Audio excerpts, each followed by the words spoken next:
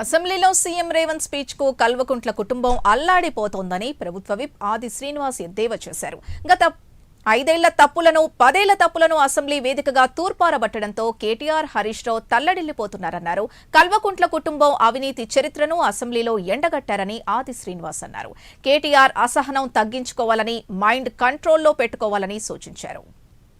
అసెంబ్లీలో సీఎం రేవంత్ రెడ్డి గారి స్పీచ్ విన్న తర్వాత కల్వకుంట్ల కుటుంబం అల్లాడిపోతుంది. అసెంబ్లీ వేదికగా గత 10 సంవత్సరాల్లో జరిగినటువంటి అవినీతి అక్రమాలు, వారు చేసినటువంటి తెలంగాణకు అన్యాయం చెప్పిన అంశంలో తల్లడిల్లిపోతున్నటువంటి సందర్భం కనిపిస్తుంది. గత 10 ఏళ్లలో వాళ్ళు చేసినటువంటి నిర్వాకాన్ని అసెంబ్లీ వేదికగా కృష్ణా జలాలలో దోపిడీ, గోదావరి జలాల్లో దోపిడీ కండ్లకు కట్టినట్టుగా చెప్పినటువంటి ఆ స్పీచ్ విన్న తర్వాత ఆగమైపోతుంది వాళ్ళ కుటుంబం చెప్పడానికి.